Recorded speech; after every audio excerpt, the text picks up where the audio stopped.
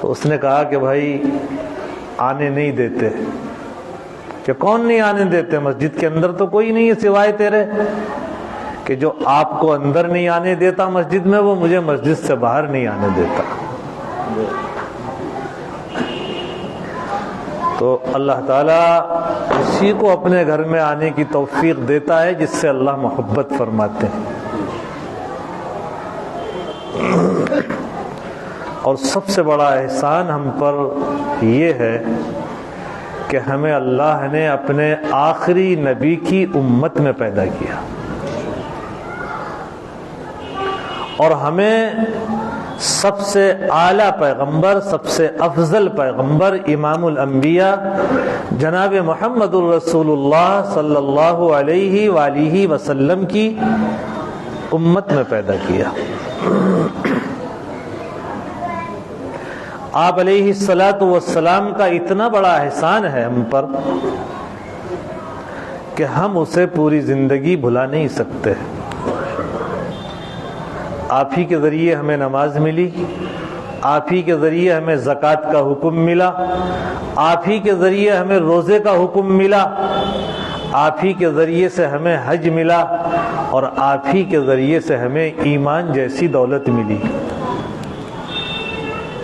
آپ ہی کے ذریعے سے ہماری ہدایت کے لیے اللہ تعالیٰ نے اپنی آخری کتاب قرآن مقدس کو عطا فرمایا، جس کا ایک ایک حرف اعلیٰ، ایک ایک حرف پڑھنے پر 10 نیکیاں. کوئی آدمی قل هو اللہ پڑھے، تہائی قرآن کی برابر ثواب.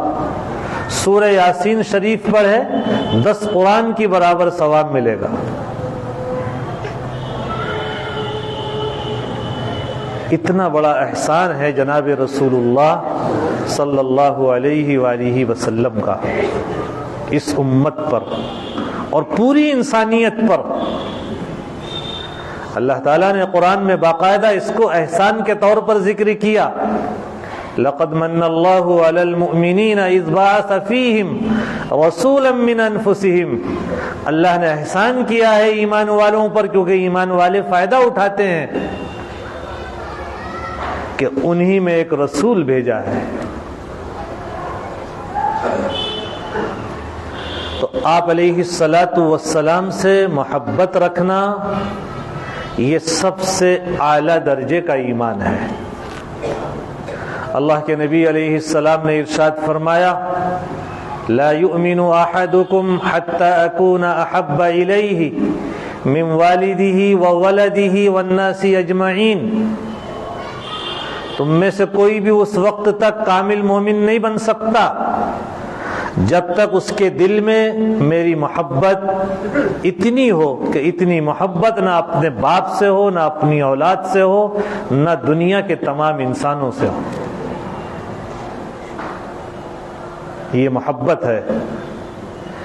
ایک مومن جب ایمان لے آتا ہے جناب رسول اللہ صلی اللہ علیہ وآلہ وسلم پر، تو اب اس کے ایمان کی کیفیت یہ ہونی چاہیے کہ اب اس کے دل میں سوائے آقا کے کسی اور کی محبت اتنی نہ ہو جتنی آقا صلی اللہ علیہ وسلم کی ہو.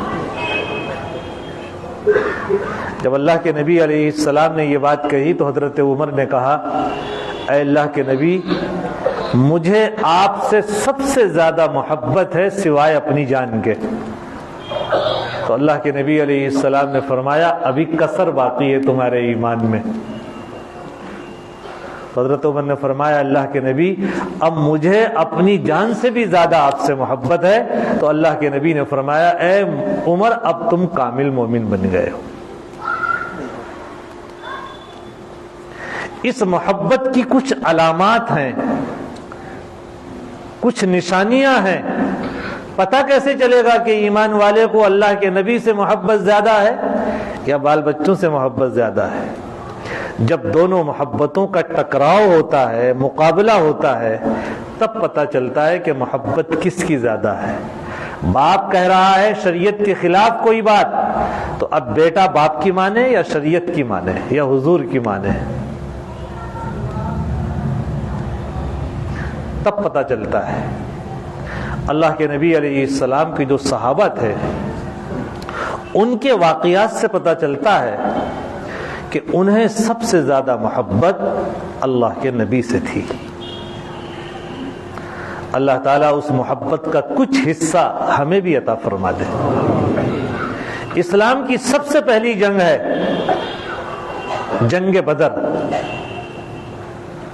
صحابہ کرام 313 ہیں۔ بدر کے مقام پر صحابہ پڑاؤ ڈالتے ہیں۔ اللہ کے نبی علیہ السلام کے لیے ایک چھپر ڈال دیا جاتا ہے، آپ اس چھپر کے اندر تشریف فرما ہیں تاکہ کسی کو کوئی بات پوچھنی ہو آ کر کے تو وہ چھپر میں آئے اور حضور سے آ کر ملاقات کر لے۔ اللہ کے نبی علیہ السلام اس جھوپڑی کے اندر سب سے پہلے اللہ سے دعا کرتے ہیں، اے اللہ یہ میری محنت سے 313 کی ایک جماعت تیار ہوئی ہے، اگر آج یہ قتل کر دیے گئے، یہ ہلاک کر دیے گئے تو پھر اس زمین میں تیری آج کے بعد عبادت نہیں ہو سکے گی۔ اے اللہ تو اس مختصر سی جماعت کی حفاظت فرما۔ یہ اللہ کے نبی نے دعا کی، اور اللہ کے نبی علیہ السلام کے پہرے کے لیے صدیق اکبر کو متعین کر دیا گیا کہ تم پہرا دو تاکہ کوئی دشمن اللہ کے نبی علیہ الصلاۃ والسلام پر حملہ آور نہ ہو جائے۔ اگر کوئی دشمن 50 قدم کی دوری سے بھی حملہ کرنے کی کوشش کرتا تھا تو صدیق اکبر شیر کی طرح اس کے اوپر دہاڑتے تھے اور اس کو بھگا دیا کرتے تھے۔ یہ تھی محبت جناب رسول اللہ صلی اللہ علیہ وسلم سے۔ تو اس جنگ کے اندر ایک بات یہ پیش آئی کہ صدیق اکبر تو شامل تھے اللہ کے نبی علیہ الصلاۃ والسلام کے لشکر میں، لیکن صدیق اکبر کا بیٹا عبد الرحمن ابن ابی بکر وہ ابھی ایمان میں داخل نہیں ہوئے تھے، وہ ساتھ تھے دشمنوں کے۔ بعد میں اللہ کے نبی علیہ السلام کے ہاتھ پر وہ ایمان لے آئے تھے۔ جب وہ ایمان لے آئے تو ایک دن اپنے ابا سے یوں کہنے لگے، صدیق اکبر سے، کہ ابا جان جنگ بدر کے اندر ایک موقع ایسا آیا تھا کہ آپ بالکل میری تلوار کی زد میں تھے، اگر میں چاہتا تو آپ کی گردن کو الگ کر دیتا، لیکن میں نے سوچا کہ آپ میرے باپ ہیں، میرے والد محترم ہیں، آپ کا باپ ہونے کا خیال میرے لیے رکاوٹ بن گیا اور میں نے آپ کے اوپر حملہ نہیں کیا۔ لیکن صدیق اکبر کا جواب سنیے اس کے جواب میں، بیٹا اگر تو میرے سامنے آ جاتا تو میں سب سے پہلے تیری گردن کو الگ کر دیتا، کیونکہ تو اس وقت حضور کا دشمن تھا اور حضور کی محبت کے مقابلے میں میرے نزدیک تیرے بیٹا ہونا کوئی حیثیت نہیں رکھتا ہے، میں سب سے پہلے تجھے قتل کرتا۔ یہ تھی محبت کہ بیٹے کی محبت، باپ کی محبت کچھ نہیں۔ ایک مرتبہ صدیق اکبر کے باپ نے کچھ اللہ کے نبی علیہ السلام کی شان میں گستاخانہ الفاظ کہہ دیے، اتنی زور سے تھپڑ مارا باپ کے کہ باپ نیچے گر گیا۔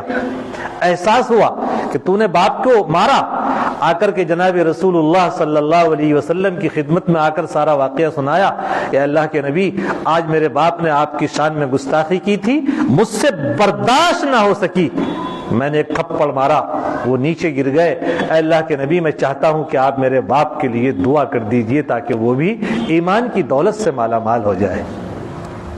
ادھر حضور کی محبت کہ باپ کی گستاخی بھی برداشت نہیں حضور کی شان میں، اور ادھر باپ کا احترام کہ میرا باپ بھی ایمان میں داخل ہو جائے۔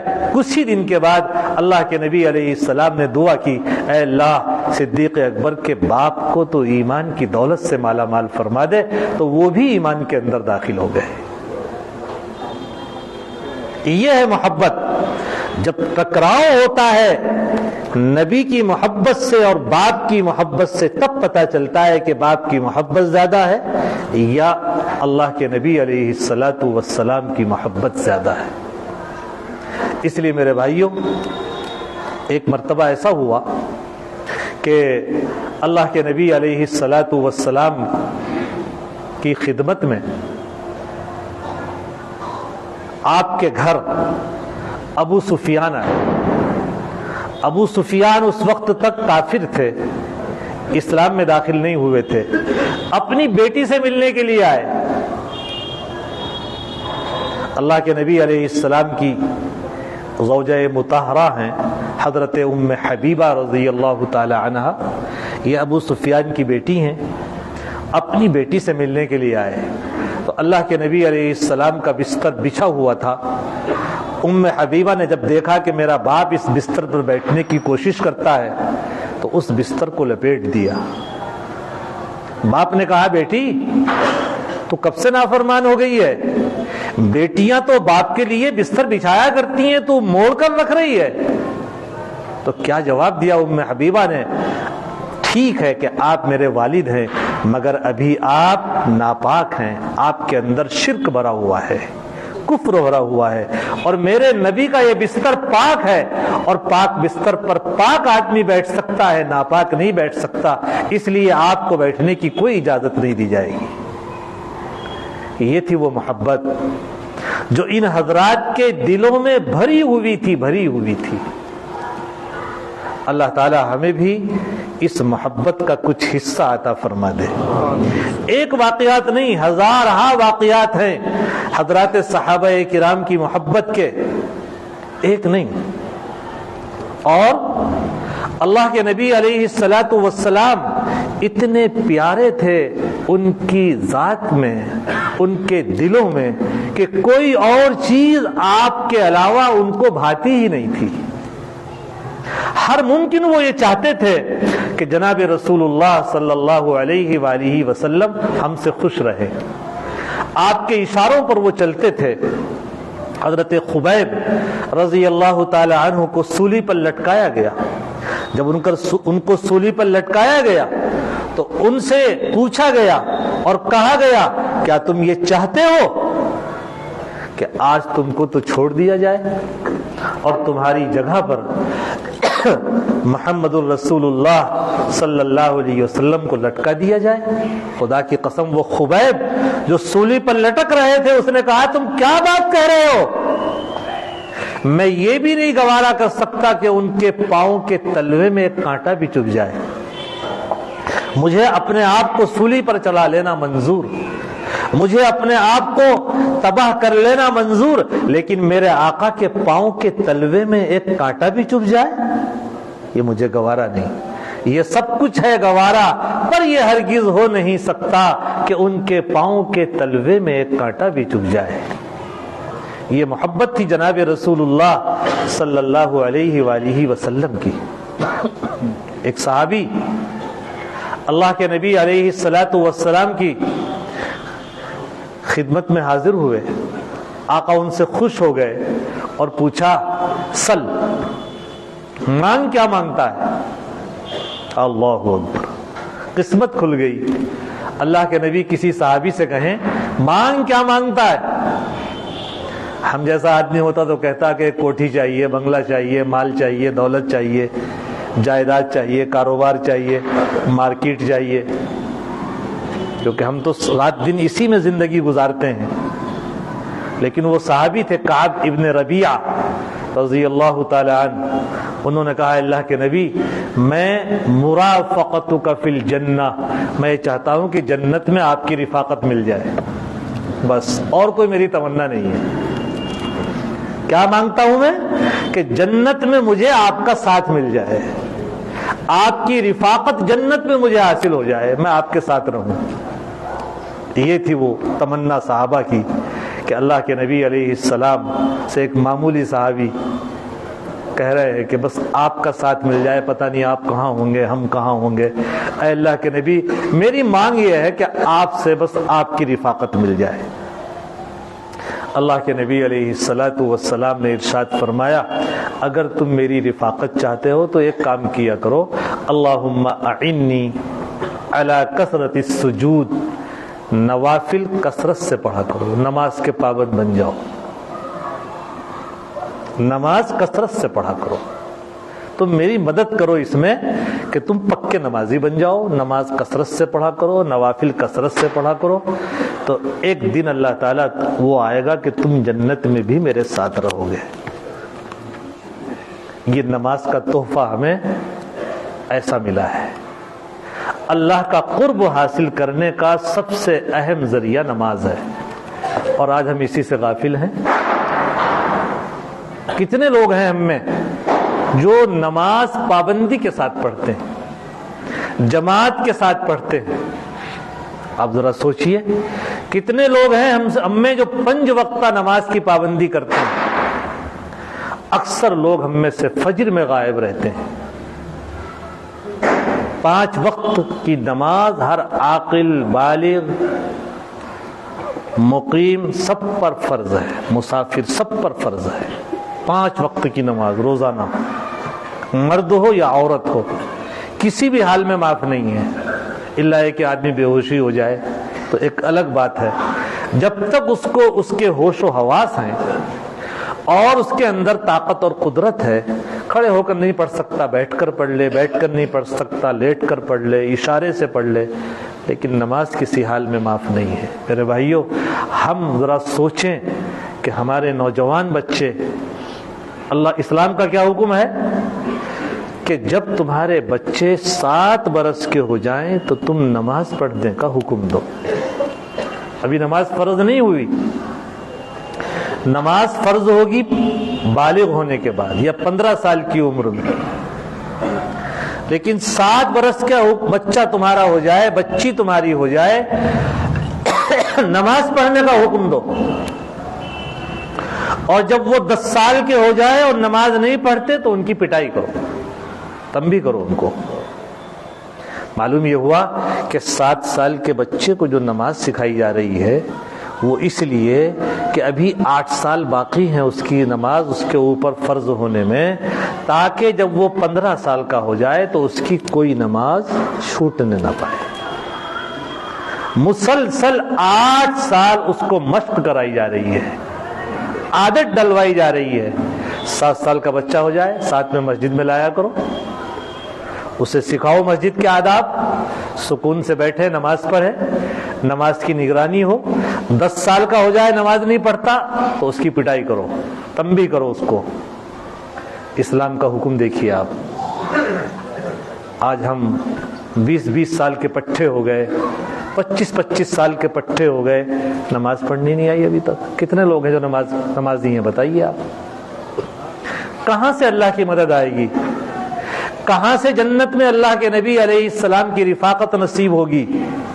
ابھی تو امت کے اوپر جو فرض ہیں امت انہی سے غافل ہے. آپ سوچئے ذرا، آج یہ بھیڑ اکٹھی ہو گئی، بس کیا ہمارے اوپر آج ہی ہے نماز؟ روزانہ نہیں ہے، یہ تو روزانہ ہے. 5 وقت کا نماز پڑھنا فرض ہے روزانہ، 5 وقت. آج ہم آئے، بغیر بلائے آئے، اللہ نے بھیجا، یہ اس کا احسان اور کرم. اپنے گھر میں اللہ نے ہم سب کو توفیق دی. مگر یہ آج کی جو نفل نماز ہے، نہ سنت ہے، نہ واجب ہے، نہ فرض ہے، نہ بھی پڑھیں ہم تو کوئی گناہ نہیں ہے. لیکن جو صبح کی نماز آنے والی ہے فجر کی، وہ تو فرض ہے، وہ نہیں پڑھیں گے تو اللہ کی نظر میں ہم مجرم ہو جائیں گے. کبھی فکر کی اس بات کی ہم نے؟ ذرا سوچو. ایک آدمی عشاء کی نماز پڑھ لے اور فجر کی پڑھ لے، پوری رات نماز پڑھنے کا ثواب اس کو ملے گا. اللہ کے خزانے میں کمی نہیں ہے. ہم پوری رات نفلیں پڑھیں اور صبح کو فجر کی نماز میں غائب ہو جائیں تو وہ نفلیں پڑھنا بھی ہمارے فرض کا مقابلہ نہیں کر سکتی ہیں. ابھی تو ہم اور ہمارے نوجوان فرض نماز کے ہی پابند نہیں بنے. فجر میں دیکھو تو وہی پرانے نمازی 2-4 نظر آتے ہیں. بھائی اس کی فکر کرو کہ ہمارے گھر کا کوئی بچہ 7 سال سے جب وہ ہو جائے تو وہ نماز کا عادی بنے. جب وہ 15 سال کی عمر میں قدم رکھے تو اس کی کوئی فرض نماز چھوٹنے نہ پائے. یہ فکر کون کرے گا؟ ماں باپ کو کرنی ہوگی یہ فکر اپنے بچوں کی. سوچو ذرا، پوری رات ہمارے نوجوانوں کی کس چیز پر گزر رہی ہے؟ ٹیچنگ کر رہے ہیں بس. موبائل پر سب پارا وقت برباد ہو رہا ہے، 1-1 بجے تک 2-2 بجے تک موبائل میں وقت گزر رہا ہے اور صبح کی نماز غائب۔ اسلام کا حکم کیا ہے؟ رات کو جلدی سو، صبح کو سویرا اٹھو۔ صبح کے سویرے اٹھنے میں تمہاری روزی میں بھی برکت ہوگی۔ اللہ کے نبی علیہ السلام نے برکت کی دعا دی ہے اس شخص کی روزی کے لیے جو صبح کو سویرے اٹھ کر اللہ کو یاد کرتا ہے۔ آج ہم سب روزی کا رونا رو رہے ہیں، ہماری روزیوں میں برکت نہیں ہے، کاروبار میں برکت نہیں ہے۔ کہاں سے برکت ہوگی جب ہم فجر کی نماز ہی نہیں پڑھ رہے، صبح کو سویرے نہیں اٹھ رہے، پڑے ہوئے ہیں، صحت خراب ہو رہی ہے، ڈپریشن کا مریض ہو رہے ہیں، ٹینشن ہو رہی ہے دماغوں کے اندر۔ جب انسان رات کو وقت پر نہیں سوئے گا، صبح کو سویرے نہیں اٹھے گا تو ٹینشن نہیں ہوگی تو اور کیا ہوگا؟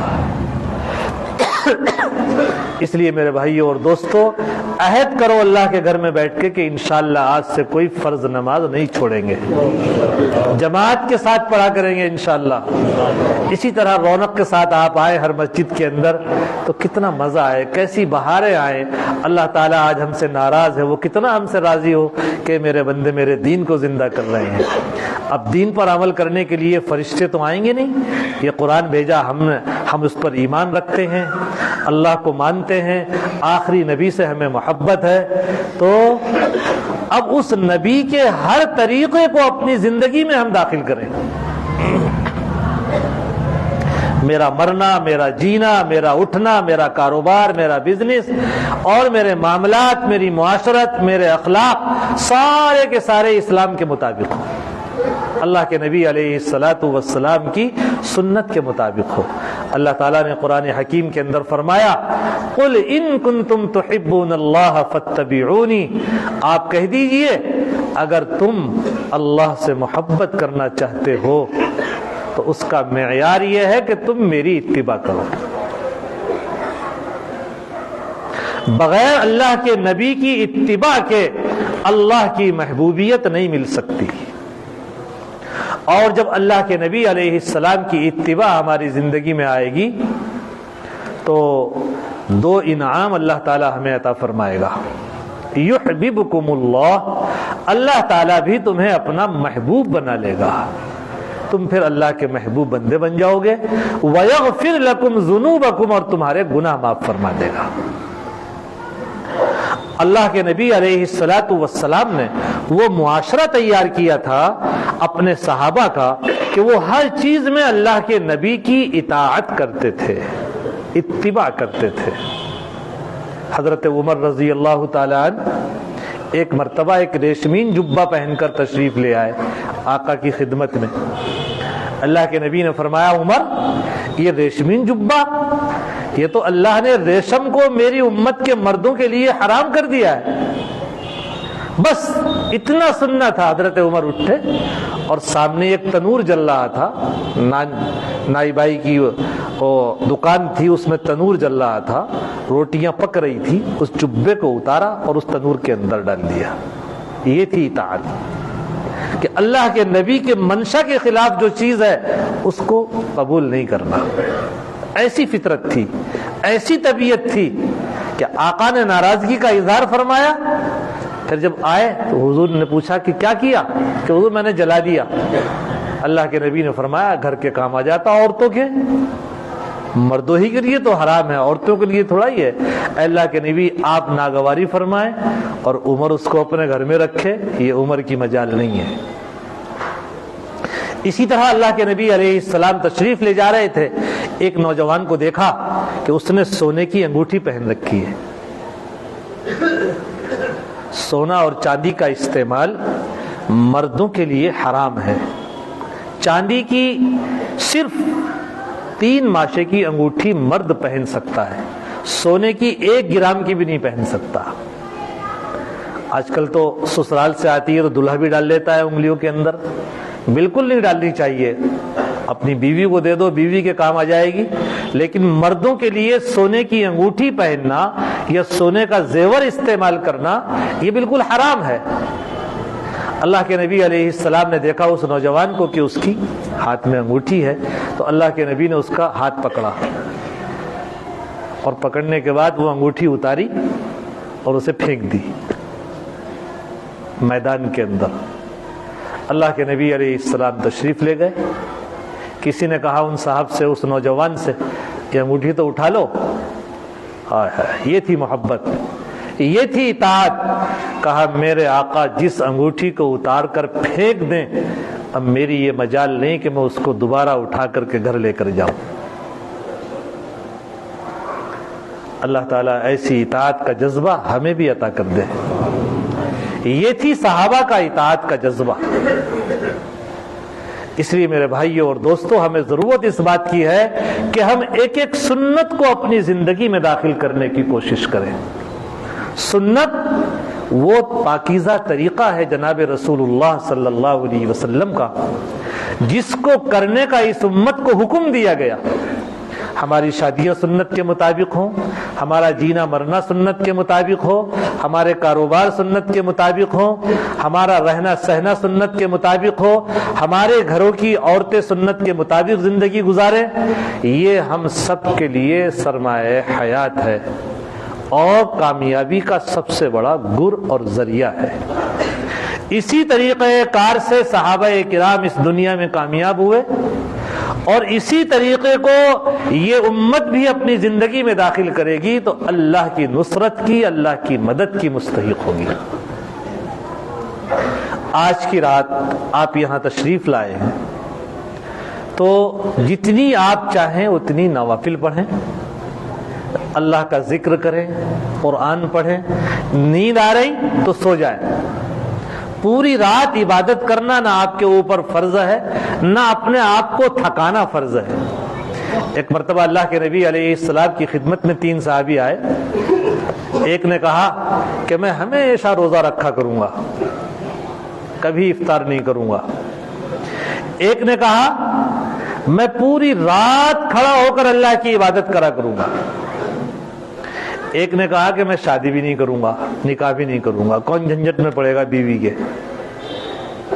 اللہ کے نبی علیہ السلام کو علم ہوا کہ ایسے ایسے میرے صحابہ نے، 3 آدمیوں نے یہ تہیہ کیا ہے اور عزم کیا ہے، تو اللہ کے نبی نے ان کو بلایا اور کہا سنو بھائی، اگر تم میرے طریقے پر چلنا چاہتے ہو تو سنو، میں روزہ بھی رکھتا ہوں، نہیں بھی رکھتا ہوں۔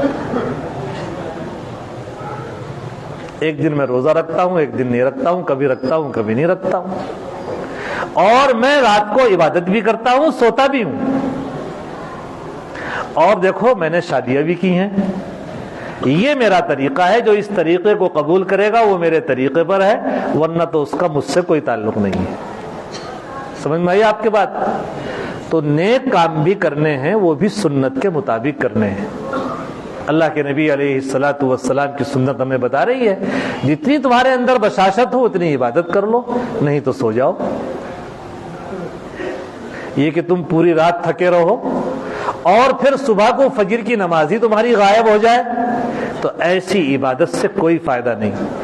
امت آئے فرائض کے ادا کرنے پر، جو چیزیں فرض ہیں ان کو اپنی زندگی میں داخل کرو۔ نوافل پڑھو گے تو ثواب ملے گا، نہیں پڑھیں گے تو کوئی عذاب نہیں ملے گا۔ اصل ہے فرائض زندہ ہوں، 5 وقتہ نماز فرض ہے، اس کی فکر ہو، میری بیوی نماز پڑھتی نہیں پڑھتی، میری اولاد نماز پڑھتی نہیں پڑھتی، میرے بچے نماز پڑھتے نہیں پڑھتے، میری بچیاں نماز پڑھتی نہیں پڑھتی، یہ فکر ہو اس بات کی، اور ایسی فکر ہو کہ اتنا بڑا فکر، اتنی بڑی ہمیں اہمیت ہو نماز کی کہ کتنا ہی بڑا کام کیوں نہ ہو سامنے، ہم سب کو چھوڑ کر پہلے نماز پڑھیں، سب سے پہلے نماز پڑھیں۔ آج تو ذرا سی شادی آ جائے تو سب سے پہلے نماز ہی چھوٹتی ہے، ذرا سی تقریب گھر میں ہو جائے، ذرا سا کھانا گھر میں بننے لگے تو سب سے پہلے نماز پر ہی چھری چلتی ہے، بس نماز ختم، نماز گول۔ بڑے بڑے نمازی بھی اس وقت نماز نہیں پڑھتے۔ تو یہ سب سے بڑا اہم کام ہے ہم سب کا کہ ہم 5 وقتہ نماز کے پابند بن جائیں اور اپنے تمام معاملات کو شریعت و سنت کے مطابق انجام دینے والے بن جائیں۔ جھوٹ سے بچیں، سود سے بچیں، دھوکے سے بچیں، نہ دھوکہ دے نہ دھوکہ کھائیں۔ مومن نہ دھوکہ دیتا ہے نہ دھوکہ کھاتا ہے۔ یہ سارے چیزیں ایسی ہیں اسلام کے اندر، اپنے اخلاق کو، اپنے کردار کو لوگوں کے سامنے ایسا پیش کریں کہ لوگ آپ کے اخلاق اور کردار کے گرویدہ بن جائیں، نہ یہ کہ لوگ آپ کی شکل و صورت کو دیکھ کر، آپ کے کردار اور اخلاق کو دیکھ کر دور بھاگنے لگیں۔ آج کی رات یہ اس لیے نہیں ہے کہ آپ بھیڑ کی بھیڑ سڑکوں پر گھومتی پھرے، ہوٹلوں پر بیٹھ کر واہیات بکنے لگے، نہیں، یہ تو اس لیے ہے کہ آپ اللہ کی عبادت کریں، اللہ سے دعائیں کریں، اللہ سے رو رو کر کے اپنی مغفرت کے فیصلے کرائیں، تاکہ ہمارا اللہ ہم سے راضی ہو جائے۔ اگر کچھ نہیں کر سکتے تو گھر جا کر سو جاؤ، لیکن ادھر مارکیٹ میں گھومنا، ادھر گھومنا، ادھر گھومنا، لوگوں کے بلب پھوڑنا، لائٹوں کو خراب کرنا، کیواڑ پیٹنا، شور مچانا، یہ مسلمانوں کا کام نہیں ہے۔ یہ مسلمانوں کا اور اسلام کے ماننے والوں کا کام نہیں ہے۔ مسلمان نہ کسی کو تکلیف دیتا ہے، نہ کسی کے ساتھ برا برتاؤ کرتا ہے۔ مسلمان وہ ہے کہ جس کی زبان سے، جس کے ہاتھ سے، جس کی تکلیفوں سے تمام لوگ محفوظ رہیں۔ ان تمام چیزوں کا خیال رکھیے۔ اللہ تعالیٰ اگر توفیق دے تو کل کا روزہ رکھ لیجئے۔ یہ روزہ رکھنا بھی کوئی فرض نہیں، واجب نہیں، آپ چاہتے ہیں تو آپ رکھ سکتے ہیں، نہیں رکھنا چاہتے تو کوئی بات نہیں ہے۔ رات کی عبادت یہ نفلی عبادت ہے، جتنی بھی آپ چاہیں کریں، اور اللہ سے رو رو کر کے دعائیں کریں، مغفرت کے اپنے فیصلے کرائیں۔ اللہ تعالیٰ مجھے بھی اور آپ کو بھی اس رات کی قدردانی کی توفیق عطا فرمائے۔ وآخر دعوانا ان الحمد للہ رب العالمین۔ دعا کر لیجئے گا۔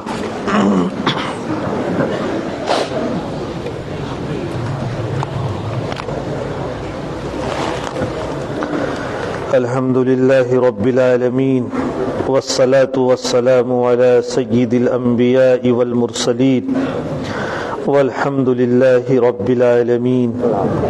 اللهم صل على سيدنا ومولانا محمد صلاة تنجينا بها من جميع الأهوال والآفات، وتقضي لنا بها جميع الحاجات، وتطهرنا بها من جميع السيئات، وترفعنا بها عندك أعلى الدرجات، وتبلغنا بها أقصى الغايات من جميع الخيرات في الحياة وبعد الممات، إنك على كل شيء قدير۔ لا إله إلا الله الحليم الكريم، سبحان الله رب العرش العظيم، نسألك موجبات رحمتك وعزائم مغفرتك والغنيمة من كل بر والسلامة من كل إثم، لا تدع لنا ذنبا إلا غفرته، ولا هما إلا فرجته، ولا حاجة هي لك رضا إلا قضيتها، ولا دينا إلا أديتها، ولا مرضا إلا شفيتها، يا أرحم الراحمين، يا أحكم الحاكمين، يا حي يا قيوم برحمتك نستغيث، يا حي يا قيوم برحمتك نستغيث، يا أرحم الراحمين، يا ذا الجلال والإكرام، يا ذا الجلال والإكرام، ربنا آتنا في الدنيا حسنة وفي الآخرة حسنة وقنا عذاب النار، وقنا عذاب القبر، وقنا عذاب الحشر، وقنا عذاب الدين، ربنا لا تجعلنا فتنة للقوم الظالمين، ونجنا برحمتك من القوم الكافرين، ونجنا برحمتك من القوم الكافرين، رب اجعلني مقيم الصلاة ومن ذريتي، ربنا وتقبل دعاء، ربنا اغفر لي ولوالدي وللمؤمنین یوم یقوم الحساب۔ یا اللہ ہمارے گناہوں کو معاف فرما، یا اللہ ہمارے گناہوں کو معاف فرما، ہماری خطاؤں سے درگزر فرما۔ یا اللہ ہم نے جتنے بھی گناہ کیے ہیں، چھوٹے بڑے، چھپے کھلے، یا اللہ سب آپ کے علم میں ہیں، ہم اقراری مجرم ہیں، یا اللہ آپ بڑے معاف فرمانے والے ہیں، آپ نے خود فرما دیا ہے کہ میری رحمت سے نا امید مت ہونا۔ اے اللہ ہم مجرم بن کر آپ کے گھر میں آپ کے دربار میں حاضر ہیں، یا اللہ آج تو ہمیں معاف فرما دے، یا اللہ اپنے فضل سے معاف فرما دے۔ اے اللہ آپ کے در کو چھوڑ کر ہم کہاں جائیں؟ آپ کے در کے علاوہ اور کون سا در ہے جو ہمیں معاف کر سکتا ہے؟ یا اللہ آپ نے ہماری ہدایت کے سامان دیے تھے، آپ نے قرآن ہماری ہدایت کے لیے بھیجا، اپنے نبی کو بھیجا، یا اللہ آج ہم اسی کے نافرمان بنے ہوئے ہیں، یا اللہ آج ہم سے فرائض چھوٹ رہے ہیں، یا اللہ آج ہم گناہوں کے دلدل میں پھنسے ہوئے ہیں، نفس و شیطان کا شکار ہیں، یا اللہ اپنے فضل سے، اپنے رحم سے، اپنے کرم سے اے اللہ تو ان تمام فتنوں سے ہماری حفاظت فرما دے، ان تمام فتنوں سے ہماری حفاظت فرما دے۔ یا اللہ آج ہم دشمنان اسلام کی آنکھوں میں کھٹک رہے ہیں آپ کے نام لینے کی وجہ سے، یا اللہ تو ہمیں عزت کی زندگی عطا فرما دے، ایمان والی زندگی عطا فرما دے، اسلام والی زندگی عطا فرما دے، صحابہ کرام کے نقش قدم پر چلنے کی ہمیں اللہ توفیق عطا فرما دے۔ یا اللہ آج ہم آپس میں خلفشار کا شکار ہیں، اے اللہ نا اتفاقی اور اللہ ہمارے درمیان گھسی ہوئی ہے، یا اللہ اس پوری امت کو تو اتفاق اور اتحاد عطا فرما دے، یا اللہ پوری امت مسلمہ کی حفاظت فرما دے، یا اللہ دین کے ہر شعبے کی حفاظت فرما دے، تمام مدارس مساجد خانقاہوں کی حفاظت فرما دے، دین کے ہر شعبے کی حفاظت فرما دے، یا اللہ جو جماعتیں اور تنظیمیں تیرے دین کے غلبے کے لیے محنت اور کوشش کر رہی ہیں، اے اللہ سب کی محنتوں اور کوششوں کو قبول فرما لے، یا اللہ فلسطین کے مسلمانوں پر جو ظلم و ستم کی انتہا ہو رہی ہے، اے اللہ تو ان کی عزت کی، جان کی، مال کی، آبرو کی، ایمان کی حفاظت فرما دے، یا اللہ اس ظالم اسرائیل کو اے اللہ تو ہدایت کی توفیق عطا فرما دے، اے اللہ اگر ہدایت اس کی قسمت میں نہیں ہے تو اے اللہ اس دنیا سے اللہ ان کو نیست نابود فرما دے، اے اللہ حرمین شریفین کی حفاظت فرما دے، یا اللہ دین کے ہر شعبے کی حفاظت فرما، اے اللہ ہمارے ملک میں امن و امان قائم فرما، اے اللہ جو اس ملک کے امن و امان کو ختم کرنا چاہتے ہیں اور نفرت پھیلانا چاہتے ہیں، اے اللہ تو ایسوں سے اس ملک کو پاک صاف فرما، یا اللہ مسلمانوں کو متحد ہونے کی توفیق عطا فرما، اے اللہ قرآن کریم سے ہمیں تعلق اور لگاؤ پیدا فرما، اے اللہ ہمارے ہر گھر میں اللہ قرآن کریم کی تعلیمات کو عام فرما، یا اللہ ہم سب کو نمازی بنا، 100% نمازی بنا، ہمارے گھروں میں دینداری اور نماز کا ماحول پیدا فرما، اپنے نبی کی ایک ایک سنت کو اے اللہ ہماری زندگی میں داخل فرما، اے اللہ آج ہم سنتوں سے دور ہوتے چلے جا رہے ہیں، اے اللہ تمام خلاف اسلام چیزوں سے اللہ ہماری حفاظت فرما، ایک ایک سنت کو اپنے نبی کے ایک ایک طریقے کو ہماری زندگی میں داخل فرما، اے اللہ ہم سب مغفرت کے بھکاری آپ کے دربار میں جمع ہیں، اے اللہ بالکل ننگے ہاتھ ہیں، دامن خالی ہے، اے آقا، اے کریم آقا، اے احکم الحاکمین اور ارحم الراحمین تو ہم سب کی مغفرت کے فیصلے فرما، ہم سب کی مغفرت کے فیصلے فرما، اے اللہ کل کو میدان محشر میں ہم کیا منہ دکھائیں گے؟ ہمارے پاس تو کچھ بھی نہیں ہے میرے مولا، اے اللہ نمازیں ہمارے پاس نہیں، اے اللہ اسلام کی کوئی چیز ہمارے پاس نہیں، اے اللہ تو ہمارے اس جرم کو معاف فرما دے، ہمارے اس جرم کو معاف فرما دے، اے اللہ روز محشر کی رسوائی سے ہم سب کی حفاظت فرما دینا، اے اللہ جب آقا بھی ہوں گے تمام انبیاء بھی ہوں گے، اے اللہ وہاں کی رسوائی سے ہم سب کی حفاظت فرما دینا، اے اللہ عذاب قبر سے ہم سب کی حفاظت فرما دینا، اے اللہ قبر کی منزل سب سے کٹھن منزل ہے، اے اللہ تو آسان فرما دینا، آسان فرما دینا، اے اللہ ایمان پر خاتمہ فرما دینا، ایمان پر خاتمہ فرما دینا۔ دینا, نفس و شیطان سے ہماری حفاظت فرما دینا. اے اللہ جتنے بھی اے اللہ ہمارے نفس کے دشمن ہیں, اے اللہ ہمیں دور بھگا رہے ہیں, اللہ سب سے ہماری حفاظت فرما, سب سے ہماری حفاظت فرما. اے اللہ ہمیں اپنی محبت نصیب فرما, اپنا تعلق نصیب فرما. اے اللہ ہم آپ سے آپ ہی کی محبت مانگتے ہیں. اے اللہ تو ساری چیزوں کی ہمارے دلوں سے محبت نکال دے, اپنی اور اپنے دین کی محبت ہمارے دلوں میں داخل فرما دے.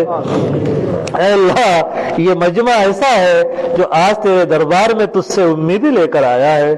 اے اللہ اس مجمع کے اندر بوڑھے بھی ہیں جن سے تجھے شرم بھی آتی ہے.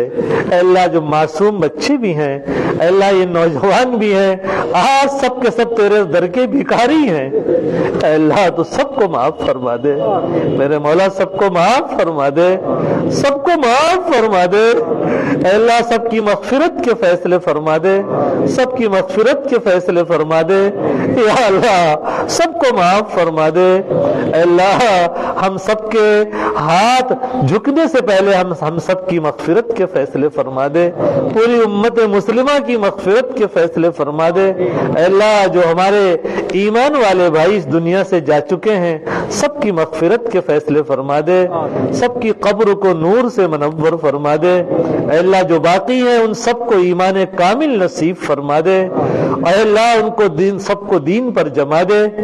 یا اللہ دین پر جمنے میں جو رکاوٹیں سامنے آ رہی ہیں ان کو دور فرما دے. اے اللہ آپ کے لیے کوئی رکاوٹ نہیں ہے.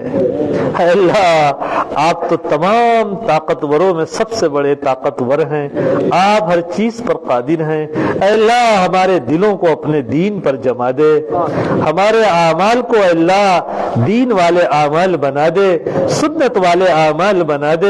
یا اللہ جہاں بھی تیرے مسلمان بندے جس زمین میں بھی رہ رہے ہیں تو سب کی عزت کی, جان کی, مال کی, آبرو کی حفاظت فرما دے. اے اللہ اس مجمع میں جو بیمار ہیں ان کو شفا عطا فرما دے, جو پریشان حال ہیں ان کی پریشانیوں کو دور فرما دے. اے میرے مولا جو بے روزگار ہیں ان کے لیے حلال روزی کے فیصلے فرما دے. اے اللہ حلال روزی کے فیصلے فرما دے.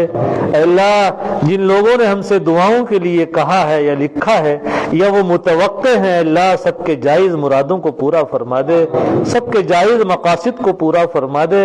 اے اللہ جو اولاد جیسی نعمت سے محروم ہیں اے اللہ ان کو نیک اور صالح اولاد نصیب فرما دے. تو جوان بچے اور بچیاں رشتوں سے بیٹھے ہوئے ہیں اے اللہ سب کے لیے اچھے رشتوں کا انتظام فرما دے. اے اللہ جو نوجوان اے اللہ گناہوں کی طرف بھٹک رہے ہیں اللہ ان کی جوانی کی حفاظت فرما دے. اے اللہ ان کی جوانی کو دین پر لگنے کی توفیق عطا فرما دے. اے اللہ ہمیں مسجدوں کے آباد کرنے کی توفیق عطا فرما دے. اے اللہ ہم سب کو 100% نمازی بنا دے. اے اللہ ابھی کچھ دنوں کے بعد آپ کا مبارک مہینہ شروع ہونے والا ہے جس کا نام رمضان المبارک ہے. اے اللہ اس کے ایک ایک لمحے کی ہمیں قدردانی کی توفیق عطا فرما دے. اے اللہ اس کے روزے رکھنے کی ہمیں توفیق عطا فرما دے, تراویح کی پابندی کی توفیق عطا فرما دے. اے اللہ جن لوگوں کے تو روزوں کو قبول فرماتا ہے تو تیرے نیک بندے ہیں, جن کی نیکیوں کو تو قبول فرماتا ہے اے اللہ تو ان کے ساتھ ہمیں بھی شامل فرما دے, ہمیں بھی شامل فرما دے. اے اللہ ہمیں نیک لوگوں میں شامل فرما دے. اے اللہ ہمیں اسلام پر موت عطا فرما دے, ایمان پر موت عطا فرما دے. ہماری تمام دعاؤں کو محض اپنے فضل و کرم سے اپنے حبیب کے صدقے اور طفیل میں قبول فرما لے. ربنا تقبل منا انك انت السميع العليم وتب علينا يا مولانا انك انت التواب الرحيم. وصلى الله تعالى على خير خلقه محمد وآله وأصحابه أجمعين برحمتك يا أرحم الراحمين.